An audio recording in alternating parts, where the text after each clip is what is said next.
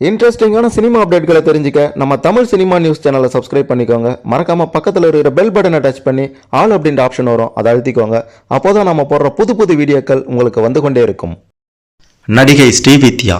யார் இந்த ஸ்ரீவித்யா? தமிழ் திரையுலகில் ஸ்ரீவித்யா அவர்கள் நுழைந்தது எப்படி? பல வெற்றி படங்களை கொடுத்து கனவு கன்னியாக திகழ்ந்தது எப்படி? கணவருடன் விவாகரத்து, கமலுடன் காதல் தோல்வி, 3 முறை கருகலைப்பு, புற்றுநோயால் பாதிப்பு, மருந்து வாங்க கூட பணம் இல்லாமல் பரிதவிப்பு என்று சோகமான கொடூரமான நடிகை ஸ்ரீவித்யா அவர்களின் வாழ்க்கை பற்றி இதுவரை யாருக்கும் தெரியாத வெளிவராத பல அதிர்ச்சிகரமான உண்மைகளை எல்லாம் தான் இந்த வீடியோவில் நம்ம பார்க்க போகிறோம். அதனால் வீடியோவை கடைசி வர பாருங்க, அப்போதான் உங்களுக்கு எல்லாமே தெளிவாக புரியும். அதுக்கு முன்னாடி நடிகை ஸ்ரீவித்யா அவர்களை பிடிச்சவங்க இந்த வீடியோவை மறக்காம லைக் பண்ணுங்க. சரி, வாங்க வீடியோக்குள்ள போகலாம். தன்னுடைய நடிப்பை விட தன்னுடைய கண்களால் ரசிகர்களை அதிகம் கவர்ந்தவர் தான் ஸ்ரீவித்யா அவர்கள்.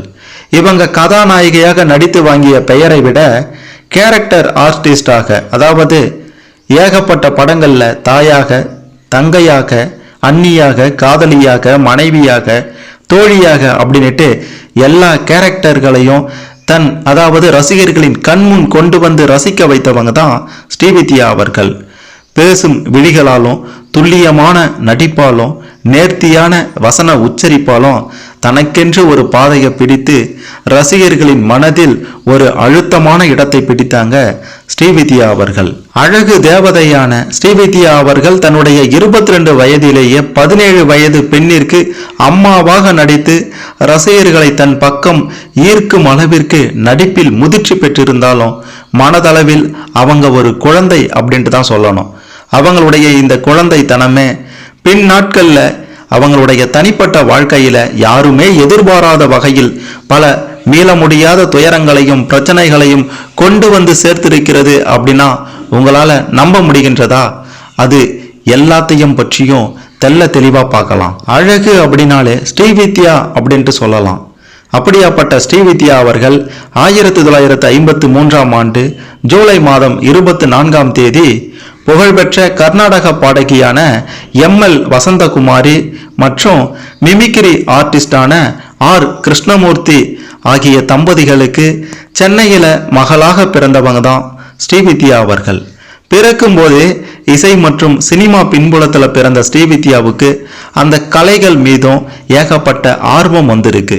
அது மட்டும் இல்ல, இவங்களுடைய வீட்டிற்கு அருகிலேயே பிரபல நடிகைகள் லலிதா, பத்மினி, ராகினி ஆகியோருடைய வீடுகளும் இருந்ததால எப்போதும் அவர்களுடைய வீட்டில் தான் ஸ்ரீவித்யா அவர்கள் இருப்பாங்களாம். அவங்க போடக்கூடிய அதே மேக்கப் மற்றும் அவங்க ஆடக்கூடிய அந்த மாதிரியான நடனத்தை பார்த்து தானும் அவங்கள போல வர வேண்டும் அப்படின்னுட்டு சிறு வயதுல இருந்தே கர்நாடக இசை மற்றும் பரதநாட்டியம் ஆகிய இரண்டையுமே ஸ்ரீவித்யா அவர்கள் கற்றுக்கொள்ள ஆரம்பிச்சிருக்காங்க. அதன் பிறகு அதுல நல்ல தேர்ச்சியும் பெற்றிருக்காங்க. தன்னுடைய 12வது வயதில் 1964ஆம் ஆண்டு செப்டம்பர் மாதம் 7ஆம் தேதி முதல் நாட்டிய அரங்கேற்றத்தினை சென்னை கிருஷ்ணகான சபாவில் வித்வான்கள் மற்றும் பண்டிதர்கள் முன்னிலையில ஸ்ரீவித்யா அவர்கள் அரங்கேற்றினாங்க. ஸ்ரீவித்யா அவர்களின் நடனத்தை கண்டு பாராட்டிய அனைவரும் அவருக்கு வாழ்த்து தெரிவித்து மலர்களையும் மாலைகளையும் அள்ளி வீசினாங்க, அள்ளி தூவினாங்க. அதன் பிறகு பம்பாய், டெல்லி, கல்கத்தா என்று அரங்கேற்றத்திற்கு சென்று வந்தவங்க ஒரு முறை டெல்லியில் அப்போதைய ஜனாதிபதியாக இருந்த சர்வப்பள்ளி டாக்டர் ராதாகிருஷ்ணன் பிள்ளை, பிரதமர் ஜவஹர்லால் நேரு, இந்திரா காந்தி ஆகியோர் முன்பும் நடனம் ஆடியிருக்காங்க. ஸ்ரீவித்யாவுடைய நடனம் முடிந்த பிறகு நேராக ஸ்ரீவித்யா அவர்களின் தாயான எம்எல் வசந்தகுமாரியிடம் வந்த இந்திரா காந்தி அவர்கள் மகளுடைய நடனத்தை பற்றி பாராட்ட போறாங்க அப்படின்ட்டு பார்த்தா, உங்களுடைய மகள் காதில் அணிந்திருந்த தோடு ரொம்பவே அழகாக இருக்கு, நான் நடனத்தை பார்த்ததை விட அந்த தோடை தான் பார்த்து கொண்டிருந்தேன் என்று சொன்னாங்களாம். இப்படி வித்தியாசமான முறையில மிகப்பெரிய ஆளுமையிடம் இருந்து பாராட்டு பெற்ற ஸ்ரீவித்யா அவர்களின் திரை வாழ்க்கை ஆரம்பித்ததும் ஒரு சுவாரஸ்யமான சம்பவத்தில் இருந்துதான், சுவாரஸ்யமான நிகழ்வு தான் அப்படின்றத சொல்லியே ஆகணும். அடுத்ததான் ஸ்ரீவித்யா அவர்களின் திரை பயணத்தை பற்றி பார்க்கும்போது தந்தை நாடகத்தில் நடித்து கொண்டு வரும் பணத்தை வைத்துதான் ஸ்ரீவித்யா அவர்களின் குடும்பமே நகர தொடங்கியது. ஒரு கட்டத்தில் அது போதலை அப்படின்ற காரணத்தினால குடும்பம் மிகவும் மோசமான பொருளாதார நிலைக்கு தள்ளப்பட்டது. வறுமை வந்து ஆட்டி படைத்தது. உடனே அவருடைய அம்மா எம்எல் வசந்தகுமாரியும் நிறைய கச்சேரிகளை நடத்த ஆரம்பிச்சாங்க. அதன் மூலமா சில பணங்களை சம்பாதிச்சாங்க. பொருளாதார ரீதியாக ஓரளவு முன்னேறினாலும் தந்தைக்கு இருந்த சரும நோய் தொடர்பான பிரச்சனைகளுக்கு நிறைய செலவு செய்ய வேண்டிய இருந்தது. இதனால ஸ்ரீவித்யா அவர்களும் சினிமாவில் நடிக்க வேண்டிய கட்டாயம் ஏற்பட்டது. இதன் காரணமாக 1967ஆம் ஆண்டு ஏபி நாகராஜன் இயக்கத்தில் சிவாஜி கணேசன், ஜெமினி கணேசன் நடிப்பில் வெளிவந்த திருவருட்செல்வர் அப்படின்ற திரைப்படத்தில் குழந்தை நட்சத்திரமாக அறிமுகமானாங்க நடிகை ஸ்ரீவித்யா அவர்கள். அவங்க குழந்தை நட்சத்திரமாக அறிமுகம் ஆனாலும் நாயகியாக தமிழ் சினிமாவில் அறிமுகமானது கே பாலச்சந்தர் அவர்களுடைய இயக்கத்தில் 100க்கு 100 அப்படின்ற திரைப்படத்துல தான். முதல் படம் என்று சொல்ல முடியாத அளவுக்கு கல்லூரி மாணவி மஞ்சுளாவாக RS மனோகருக்கு மகளாக மிக சிறப்பாக அந்த படத்தில் நடிச்சிருந்தாங்க. கே பாலச்சந்தர் அவர்கள் அறிமுகம் சோடை போகாது அப்படின்றதுக்கு ஏற்ப தன்னுடைய படங்கள்ல அதன் பிறகு ஏகப்பட்ட திறமைகளை வெளிப்படுத்தியிருந்தாங்க. அதிலும் 1975ஆம் ஆண்டு மீண்டும் கே பாலச்சந்தர் அவர்களுடைய படமான அபூர்வ ராகங்கள் அப்படின்ற படத்துல கதையின் நாயகியாக சூப்பர் ஸ்டார் ரஜினிகாந்த் அவர்களுக்கு மனைவியாக நடித்து ரசிக்க வைத்திருந்தாங்க, மிரட்டி இருந்தாங்க. கமலஹாசன் அவர்களும் நடித்திருந்த இந்த படத்துல 22 வயதான ஸ்ரீவித்யா அவர்கள் 17 வயதான ஜெயசுதாவுக்கு அம்மாவாக பாடகி பைரவியாக நடித்து அசத்தி இருந்தாங்க, மிரட்டி இருந்தாங்க. அதன் பிறகு 6 புஷ்பங்கள், திருக்கல்யாணம், இமயம் அப்படின்னுட்டு வரிசையாக கதாநாயகியாகவும் 2வது நாயகியாகவும் நடித்து புகழ் பெற்றாங்க. 80களுக்கு பிறகு அக்கா, அண்ணி, மனைவி போன்ற வேடங்கள் மட்டுமே அவங்களுக்கு கிடைக்க ஆரம்பித்தது. அதிலும் சிறப்பாக நடிச்சாங்க. 90களில் ரஜினி, அஜித், விஜய் ஆகியோர்களின் படங்கள்ல அவங்களுக்கு அம்மாவாக இவங்க நடித்திருந்த வேடங்கள் அனைத்திலும் அப்படியே பொருந்தி போயிருப்பாங்க. குறிப்பாக ரஜினி, மம்முட்டி நடித்த தளபதி பட கல்யாணி ஆகட்டும், விஜய் நடித்த காதலுக்கு மரியாதை பட லட்சுமி ஆகட்டும், கண்ணுக்குள் நிலவு மற்றும் ஆனந்தம் போன்ற படங்களின் கதாபாத்திரங்கள் ஆகட்டும், அனைத்திலும் ஒரு தேர்ந்த நடிப்பை வழங்கி அந்த இடத்துல வேறு யாரையும் பொருத்தி பார்க்க முடியாதபடி ரசித்து நடிச்சிருப்பாங்க. ரசிகர்களும் ரசித்து அதை பார்த்திருப்பீங்க.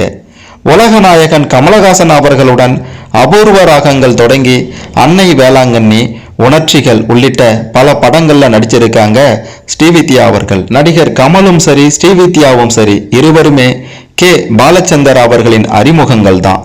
துவக்க காலத்திலிருந்தே இருவரும் நல்ல நண்பர்கள் அப்படின்றதுனால என்னவோ ஸ்ரீவித்யாவின் குடும்பத்தினருடன் கமல் நெருக்கமான நட்பு கொண்டிருந்தார். அதிலும் ஸ்ரீவித்யாவின் அண்ணன் சங்கரராமனும் கமலும் நெருங்கிய நண்பர்கள். இதனால நடிகர் கமல் அவர்கள் ஸ்ரீவித்யா மீது இருந்த காதலை முதல்ல அவருடைய அண்ணனிடம் தான் சொல்லியிருக்கிறாராம். ஆனா அவருடைய அண்ணனோ நீ எதுவா இருந்தாலும் அம்மாவிடம் சென்று நேரடியாக கேள் அப்படின்ட்டு சொல்லிட்டு இருக்கிறாரு. கமலோ நேரடியாக ஸ்ரீவித்யாவின் அம்மாவிடம் சென்று தன்னுடைய விருப்பத்தை சொல்லியிருக்கிறாரு.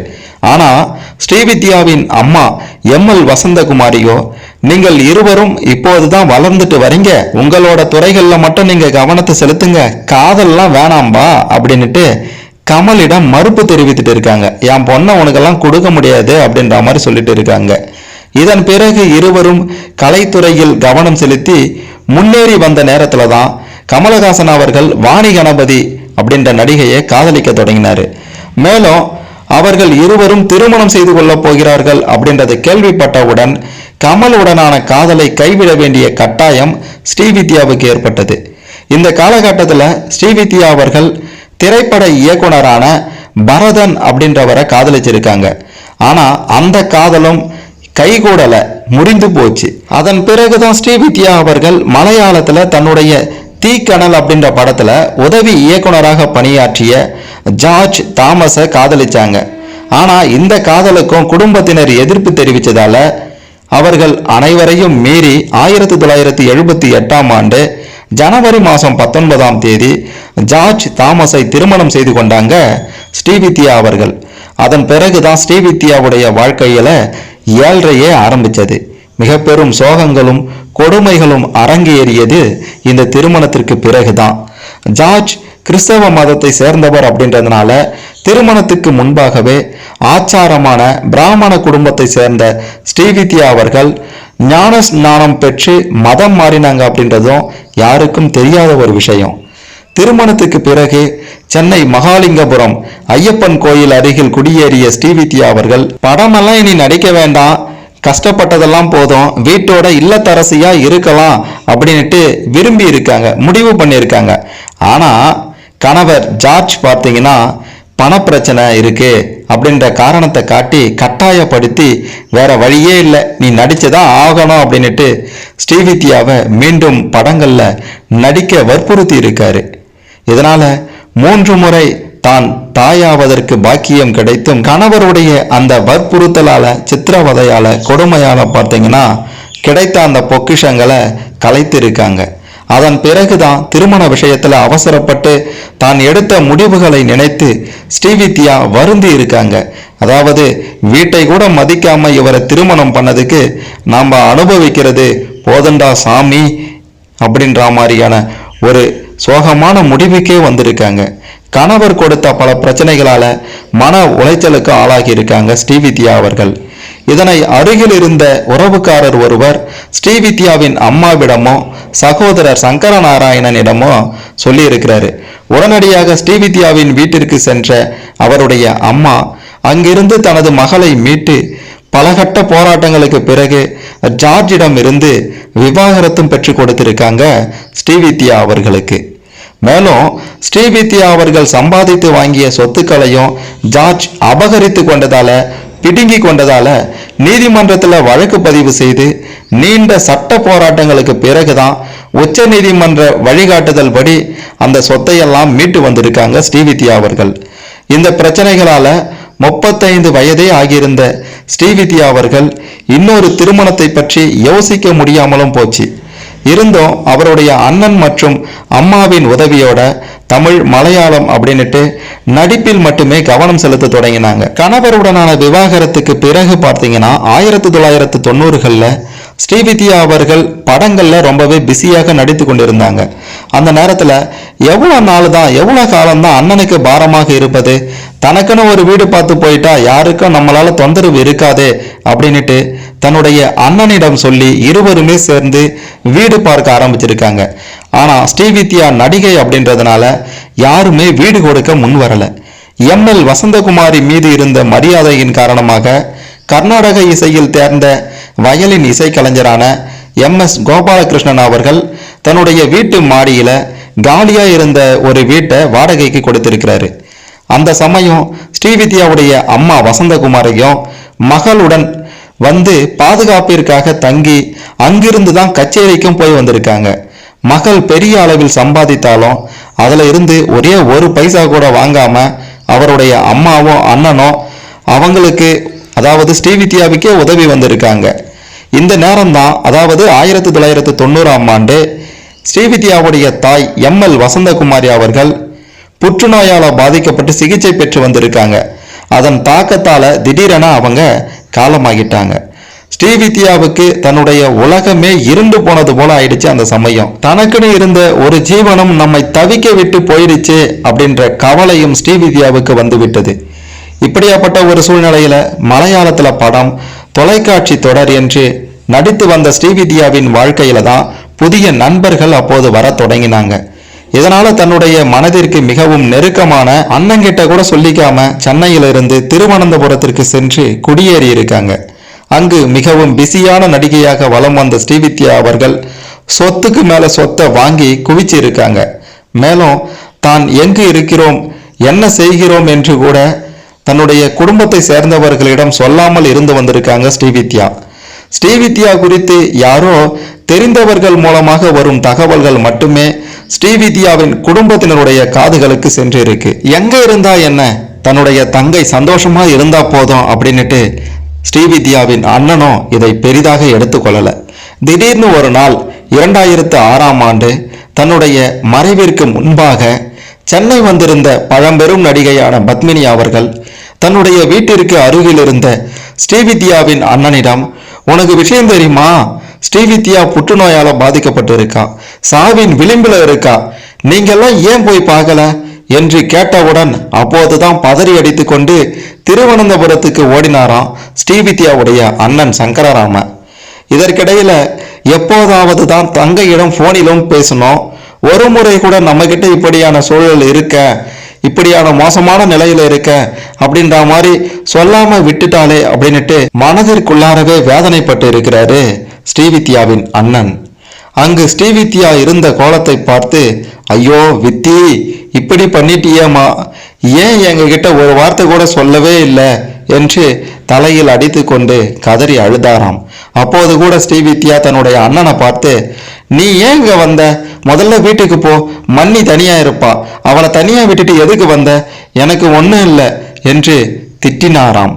பிறகு ஸ்ரீவித்யாவிற்கு சிகிச்சை அளித்த மருத்துவர் அவருடைய அண்ணனை பார்த்ததும், நீங்க தான் இவருடைய அண்ணனா, ஏன் இவங்களை இப்படி தனியா விட்டீங்க, இவங்களுக்கு முக்கியமான ஒரு மருந்து வாங்கி கொடுத்தா இன்னும் கொஞ்ச நாள் உயிரோட இருப்பாங்க அப்படின்ட்டு சொன்னேன். ஆனா இவங்க கூட இருந்த கணேஷ்குமார் அப்படின்றவரு, அதுக்கெல்லாம் என்கிட்ட காசு இல்லை, ஏற்கனவே அவருடைய சொத்துக்களை எல்லாம் விற்றுதான் சிகிச்சைக்கு பணம் கொடுத்திருக்கேன் அப்படின்ற மாதிரி மோசமா சொல்லிட்டு போனாரு. கொஞ்சம் கூட ஈவு இறக்கமே இல்லாம பேசிட்டு போனாரு. உங்களை போன்ற உறவினர்கள் உடன் இருந்திருந்தா இவங்களுக்கு இப்படி ஒரு நிலையே வந்திருக்காது என்று அந்த டாக்டர் சொல்லியிருக்கிறாரு. இங்குதான் அவங்களுக்கு ஒரு உண்மை தெரிய வந்திருக்கு. அதாவது கேரளாவை சேர்ந்த நடிகரும் அரசியல்வாதியுமான கணேஷ்குமார் அப்படின்றவரை ஸ்ரீவித்யா அவர்கள் நம்பி ஏமாந்தது இங்கதான் தெரிய வந்திருக்கு. யார் இந்த கணேஷ்குமார் அப்படின்ட்டு பார்த்தீங்கன்னா, கேரளாவுடைய முன்னாள் அமைச்சரான ஆர் பாலகிருஷ்ண பிள்ளையின் மகனான கணேஷ்குமார் அவர்கள் 2001ஆம் ஆண்டு மே மாதம் முதல் மார்ச் மாதம் 2003 வரை போக்குவரத்து துறை அமைச்சராக இருந்திருக்கிறாரு. அது மட்டும் இல்ல, 2011 மே முதல் 2013 ஏப்ரல் 1 அன்று ராஜினாமா செய்யும் வரை கேரள அமைச்சகத்துல வனம் மற்றும் சுற்றுச்சூழல், விளையாட்டு மற்றும் சினிமா துறை அமைச்சராகவும் பதவி வகித்தவர் தான் இந்த கணேஷ்குமார் அவர்கள். இவர் ஏற்கனவே சயின்டிஸ்டான யாமினி அப்படின்ற பெண்ணை திருமணம் செய்து கொண்டு விவாகரத்து பெற்று இரண்டாவதாக பிந்து மேனன் அப்படின்ற பெண்ணை திருமணம் செய்து கொண்டாரு. காங்கிரஸ் கட்சியிலிருந்து வெளியே வந்த இவர் பினராயி விஜயன் அமைச்சகத்தில் பங்கு கொண்டு டிசம்பர் 2023 முதல் கேரள அரசின் போக்குவரத்து துறை அமைச்சராகவும் பணியாற்றிட்டு வராரு. அப்படிப்பட்ட இவர் கூட தான் நடிகை ஸ்ரீவித்யாவுக்கு 2000ஆம் ஆண்டின் தொடக்கத்திலிருந்து அறிமுகம் ஏற்பட்டிருக்கு. இவருடைய ஆலோசனையின் பேர்ல தான் சென்னையிலிருந்து திருவனந்தபுரத்திற்கு ஸ்ரீவித்யா அவர்கள் வந்திருக்காங்க. ஸ்ரீவித்யா அவர்கள் முழுக்க முழுக்க இவருடைய கட்டுப்பாட்டில் தான் இருந்திருக்காங்க. இதனால தான் ஸ்ரீவித்யாவுக்கு அவங்களுடைய குடும்பத்தினருடன் இருந்த உறவும் முறிந்து போயிருக்கின்றது. லட்சமா சம்பாதித்து பயனின்றி மிகவும் வேதனைப்பட்டு போராடி 2006ஆம் ஆண்டு ஸ்ரீவித்யா அவர்கள் சிகிச்சை பலனின்றி காலமாகியிருந்தாங்க. அந்த சமயத்துல தன்னுடைய சொத்துகளுக்கெல்லாம் பவர் ஆஃப் அட்டர்னியாக கணேஷ்குமாரை நியமிப்பதாகவும், தான் சம்பாதித்த பணத்துல இருந்து 2 லட்சம் ரூபாயை தன்னுடைய வீட்டில் வேலை பார்த்த சமையல்காரர்களுக்கும், தன்னுடைய அண்ணன் மகன்களுக்கு ஆளுக்கு 5 லட்சம் என்று 10 லட்சம் ரூபாய் கொடுத்தது போக மீதி பணம் மற்றும் சொத்துக்களை ட்ரஸ்ட் ஆரம்பித்து அதன் மூலமா திறமை இருந்தும் இசை மற்றும் நாட்டியம் கற்றுக்கொள்ள முடியாத குழந்தைகளுக்கு உதவிட வேண்டும் என்றும் உயில் எழுதி அதை கணேஷ்குமார் கிட்ட கொடுத்திருக்காங்களாம். ஆனா ஸ்ரீவித்யா அவர்கள் சிகிச்சையில் சுய நினைவில்லாமல் இருந்த நேரத்துல தான் இதையெல்லாம் எழுதி வாங்கப்பட்டதாக அப்போது ஸ்ரீவித்யாவுடன் அருகில் இருந்த செவிலியர்கள் ஸ்ரீவித்யாவின் அண்ணன் சங்கரராமனுடைய மனைவியிடம் சொல்லியிருக்காங்க. அதை சங்கரராமனின் மனைவி தற்போது சமூக வலைதளத்தில் பேட்டியாக கொடுத்திருக்காங்க. மேலும் ஸ்ரீவித்யா அவர்கள் ஆசைப்பட்ட எந்த காரியத்தையும் கணேஷ்குமார் நிறைவேற்ற விடலை அப்படின்ற மாதிரியும், ஸ்ரீவித்யாவுடைய சொத்துக்கள் சேர்த்து வைத்திருந்த பணம் மற்றும் நகைகள் என்ன ஆனது அப்படின்ட்டு தெரியல, எப்படியாவது அவளுடைய ஆசையை நிறைவேற்றிவிட வேண்டும் என்று நாங்களும் நிறைய சட்ட போராட்டங்களை நடத்தினோம்.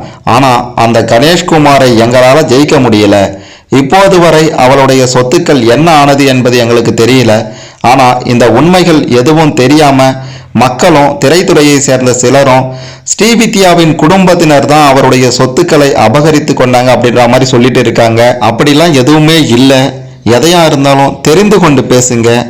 அவளுடைய வாழ்க்கை, அதாவது ஸ்ரீவித்யாவுடைய வாழ்க்கை முழுவதுமே நம்பி ஏமாந்து போன ஒரு வாழ்க்கையாகவே அவளுக்கு அமைந்து விட்டது. கணவரும், அதாவது என்னுடைய கணவரும் ஸ்ரீவித்யாவுடைய அண்ணனுமான சங்கரராமன் அவர்களும் தான் சாகும் வரை ஸ்ரீவித்யாவை பற்றி வருத்தப்பட்டு கொண்டே இருந்ததாகவும் சொல்லியிருக்காங்க. கமல் மற்றும் ஸ்ரீவித்யாவின் நட்பும் காதலும் திரைத்துறையில் இருக்கக்கூடிய பலரும் அறிந்த ஒரு விஷயம்தான். அது கனவாகவே காற்றோடு கரைந்து போனது. எல்லோருடைய முதல் காதலும் வெற்றியில முடியல. அப்படி தோற்று போன முதல் காதலையும் காதலியையும் நம் வாழ்க்கையின் இறுதி வரை மறக்க முடியாது என்று பலரும் சொல்லி கேள்விப்பட்டிருப்போம். அதே போலதான் உலகநாயகன் கமலஹாசனுக்கும் மறைந்த ஸ்ரீவித்யா அவர்களுக்கும் இருந்த காதல், அவர்கள் இருவருக்குமான காதல் உண்மை அப்படின்றதுனால தான் இறக்கப் போகிறோம் அப்படின்றத அறிந்தவுடன் நடிகர் ஒருவர் மூலமாக தன்னுடைய நிலையை எடுத்து கூறி, நான் யாரையும் பார்க்க விரும்பல, கமலஹாசன் அவர்களை மட்டும்தான் சந்திக்க விரும்புகிறேன் அப்படின்ட்டு கேட்டிருக்காங்க ஸ்ரீவித்யா அவர்கள். அந்த நபர் கமல் அவர்களிடம் சொல்லியிருக்கிறாரு. கமல் அவர்கள் இந்த விஷயத்தை அறிந்த உடனேயே காலதாமதம் கூட செய்யாமல் உடனடியாக ஸ்ரீவித்யா அவர்கள் சிகிச்சை பெற்று வந்த திருவனந்தபுரம் சென்று மருத்துவமனைக்கு நேரடியாக சென்று பார்த்திருக்கிறாரு. நீண்ட நாட்களுக்கு பிறகு இருவரும் சிறிது நேரம் மனம் விட்டு பேசியிருக்காங்க. இந்த நிகழ்வு அப்போது பெரிய அளவில் பேசப்பட்டதோட பலருடைய மனதையும் கலங்க செய்தது. இப்படியாப்பட்ட ஒரு சூழ்நிலையில பார்த்தீங்கன்னா, சில வருடங்களுக்கு முன்னாடி விஜய் டிவியில ஒரு நிகழ்ச்சியில் கமல் அவர்கள் கலந்து கொண்ட போது நிகழ்ச்சி தொகுப்பாளர் நடிகை ஸ்ரீவித்யாவுடனான நட்பு குறித்து கேள்வி ஒன்றை கேட்டாங்க. அதற்கு பதிலளித்த கமல் அவர்கள், அவர் என் தோழி என்று சொல்வதை விட அவர் என்னுடைய காதலி என்பதுதான் நிஜம் என்று மனம் திறந்து பேசியிருந்தார். அந்த பேச்சு கடந்த சில நாட்களுக்கு முன்பு கூட சமூக வலைதளங்களில் வைரலாகி பெரும் அதிர்வலைகளை ஏற்படுத்தி இருந்தது. எல்லோரும் மறந்து போயிருந்த ஸ்ரீவித்யாவை பற்றி மீண்டும் பேச தொடங்கினாங்க. இது தவிர நடிகை குட்டி பத்மினியும் தன் பங்கிற்கு ஸ்ரீவித்யா இறப்பதற்கு முன்பு எப்படி இருந்தார், தன்னுடன் என்னவெல்லாம் பேசினார் அப்படின்றத பற்றியும் ஏகப்பட்ட விஷயங்களை சமூக வலைதளத்தில் பகிர்ந்திருந்தாங்க. மிக முக்கியமாக ஸ்ரீவித்யா அவர்கள் தன்னுடைய கடைசி காலத்துல முதுகு வட மார்பக புற்றுநோயால் பாதிக்கப்பட்ட கடைசி காலத்துல பார்த்தீங்கன்னா, ஸ்ரீவித்யா கூட மலையாள நடிகரும் கேரளாவின் முன்னாள் அமைச்சரும் ஸ்ரீவித்யா அவர்களுடன் நெருக்கமாக இருந்தவருமான கணேஷ்குமாரும் அவருடைய தாயாரும் மட்டுமே ஸ்ரீவித்யாவை கவனித்து வந்திருக்காங்க. ஸ்ரீவித்யா மறைவதற்கு 15 நாட்களுக்கு முன்னாடி திருவனந்தபுரம் சென்ற நடிகர் கமலஹாசன் அவர்கள் ஸ்ரீவித்யாவை மருத்துவமனைக்கு சென்று பார்த்திருக்காரு. அங்கு ஸ்ரீவித்யாவுடைய நிலையை பார்த்து அதிர்ந்து போன கமல் அவர்கள் சிகிச்சைக்காக எங்கு வேண்டுமானாலும் அழைத்து செல்ல தயாராக இருப்பதாக சொல்லியிருக்காரு. ஆனா ஸ்ரீவித்யா அவர்களும் மறுத்துட்டாங்க. ஸ்ரீவித்யா அவர்களுடைய இறுதி நாட்கள்ல அவரை சந்தித்த இன்னொரு நபர் மலையாள இயக்குனர் ஸ்ரீகுமாரன் தம்பி. ஸ்ரீவித்யா அவர்கள் கடைசியாக நடித்து கொண்டிருந்த அம்மா தம்புராட்டி என்ற மெகா சீரியலின் இயக்குனரான குமாரன் தம்பி இவ்வளவு துயரங்களுக்கு மத்தியில ஸ்ரீவித்யா அவர்கள் வாழ்க்கையை நேசித்தாங்க, வாழ வேண்டும் என்று விரும்பினாங்க. ஸ்ரீவித்யா அவர்களின் மறைவுக்கு 2 நாட்களுக்கு முன்னாடி நான் மருத்துவமனைக்கு சென்று சந்தித்த போது அவங்களுக்கு இரத்த மாற்று சிகிச்சை நடந்து கொண்டிருந்தது. அந்த நேரத்திலையும் வீட்டுக்கு செல்வது குறித்தும் நல்ல உணவுகளை உண்பது குறித்தும் பேசி கொண்டிருந்தாங்க. ஸ்ரீவித்யா அவர்கள் தன்னுடைய இறுதி நாட்கள்ல தன்னுடைய நோய் குறித்து வெளியே கூறி அனுதாபம் ஈட்டவோ விஐபிகளால் அல்லது ரசிகர்களால் மருத்துவமனை நிரம்பி வழிய வேண்டும் என்ற எண்ணமோ அவங்களுக்கு இல்லவே இல்லை அப்படின்ற மாதிரியும் அவர் சொல்லியிருந்தாரு. ஸ்ரீவித்யா அவர்கள் மறைந்த பிறகும் அவங்களை பற்றிய சர்ச்சை ஓயவே இல்லை. ஸ்ரீவித்யா அவர்களுக்கு சிகிச்சை அளித்த புற்றுநோய் மருத்துவர் திரு எம் கிருஷ்ணன் நாயர் என்ன சொல்லியிருந்தார்னா, அனைத்து பெண்களையும் போல ஸ்ரீவித்யா அவர்களும் மருந்துகளுடைய பக்க விளைவால தன்னுடைய தோற்றம் பாதிக்கப்பட்டு விடுமோ அப்படின்ட்டு ரொம்பவே பயந்தாங்க. எனவே மருத்துவர்கள் குறைந்த அளவு பக்க விளைவுகளை ஏற்படுத்தக்கூடிய புதிய மருந்துகளை தான் அவங்களுக்கு கொடுத்தாங்க. ஒரு இன்ஜெக்ஷன் விலை பார்த்தீங்கன்னா 1 லட்சம் ரூபாய் அப்படின்ற விவரத்தை மருத்துவர்கள் ஸ்ரீவித்யா கிட்ட சொல்லியிருக்காங்க. அதற்கு ஸ்ரீவித்யா அவர்கள் தன்னுடைய அனைத்து சொத்துக்களையும் தனது பெயரிலான அறக்கட்டளைக்கு மாற்றிவிட்டதாகவும் அந்த அறக்கட்டளையின் மூலமாக தன்னுடைய சிகிச்சைக்கான செலவுகளை பெற்றுக்கொள்ளுமாறு சொல்லியிருக்காங்க. மருத்துவர்கள் அந்த அறக்கட்டளை உறுப்பினர்களை இதற்காக தொடர்பு கொண்டிருக்காங்க. அவ்வளவு விலை உயர்ந்த மருந்துகளுக்கான செலவையெல்லாம் ஏற்க முடியாது அப்படின்னுட்டும் வேறு சிகிச்சை அளிக்குமாறும் சொல்லியிருக்காங்க.